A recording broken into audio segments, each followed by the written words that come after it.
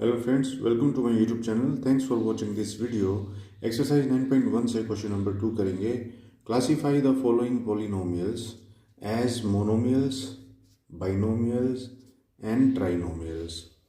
Which polynomial do not fit in any of these three categories? ये आपको कुछ expressions दे रखी हैं, algebraic expressions लिखी हुई हैं. इनमें से आपको बताना है कि कौन सी एक्सप्रेशन वो मोनोमियल है, कौन सी बाइनोमियल है, कौन सी ट्राइनोमियल है, और अगर कोई एक्सप्रेशन ऐसी है जो इनसे अलग हो तो उसके लिए आपको लिखना है डू नॉट फिट. तो देखिए, सबसे पहले तो हमें पता होना चाहिए कि मोनोमियल, बाइनोमियल, ट्राइनोमियल या पॉलिनोमियल होता क्या है. कोई भी ऐसी एल्जेब्रिक एक्सप्रेशन जिसके अंदर सिर्फ और सिर्फ एक ही टर्म हो तो उसको हम लोग बोलते हैं मोनोमियल. मान लीजिए जैसे ये है 1000 लिखा हुआ है, इसके पीछे भी प्लस है और आगे भी प्लस है, तो यानी कि ये सिर्फ एक ही टर्म है इस एक्सप्रेशन के अंदर, तो इसको बोलते हैं हम मोनोमियल. उसके बाद आता है बाइनोमियल. बाई का मतलब होता है टू, नोमियल का मतलब टर्म्स, यानी जिसके अंदर टू टर्म्स होती हैं. देखो इसके अंदर है x प्लस वाई, एक्स के आगे प्लस है, जिसके आगे कुछ नहीं होता प्लस होता है, और y के पीछे भी प्लस है, तो x और y ये दो अलग अलग टर्म हैं, तो इसमें दो ही टर्म है इसलिए ये बाइनोमियल हो गई.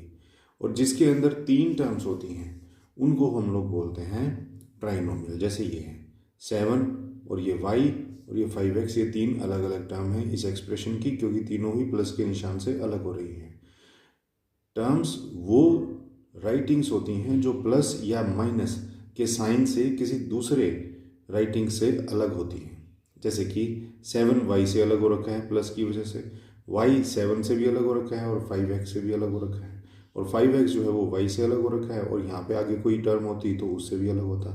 तो इस तरह से ये होती हैं फिर हमारी टर्म्स, ये वाली.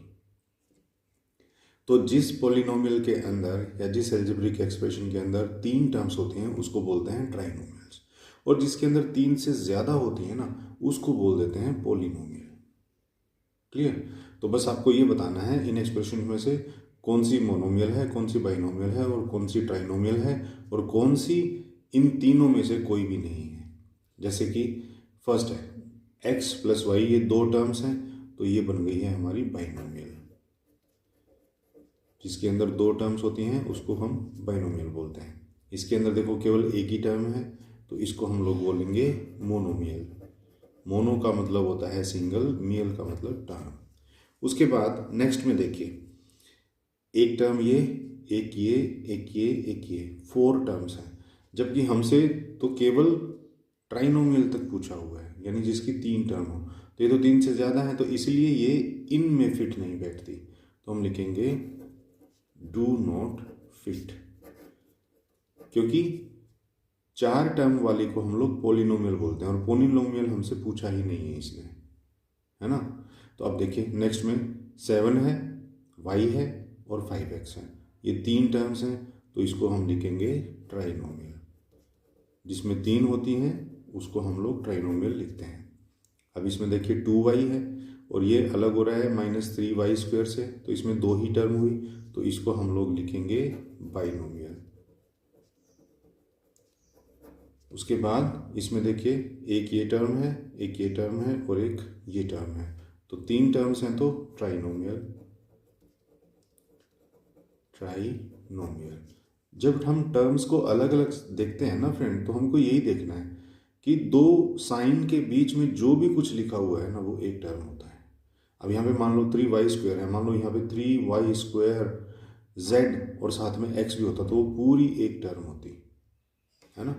उसके बाद है 5x -4y प्लस 3xy, ये तीनों अलग अलग हैं, इसको हम लोग बोलेंगे ट्राइनोमियल. 3 टर्म है तो मतलब ट्राइनोमियल हो गया. उसके बाद देखिए 4z और -15z², ये दो अलग टर्म हैं, इसलिए इसको बोल दिया हमने बाइनोमियल. उससे नेक्स्ट देखिए एक टर्म, 2 टर्म, 3 टर्म और 4 टर्म. 4 टर्म वाली हमसे पूछा ही नहीं कि क्या कहते हैं.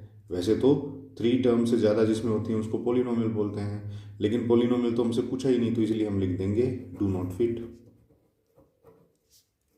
Do not fit. उसके बाद देखिए नेक्स्ट है पी क्यू आर।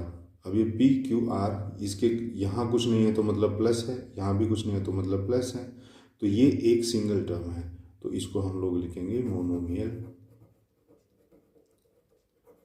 उसके बाद है देखिए पी स्क्वायर क्यू, ये एक टर्म है, और पी क्यू स्क्वायर ये दूसरी टर्म है, तो दो टर्म है तो हम लिखेंगे बाइनोमियल।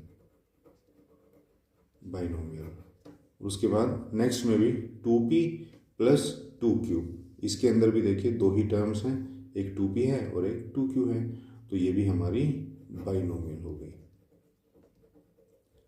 तो इस तरह से फ्रेंड ये था हमारा क्वेश्चन नंबर 2। इसके अंदर हमको मोनोमियल, बाइनोमियल और ट्राइनोमियल्स बतानी थी सिर्फ।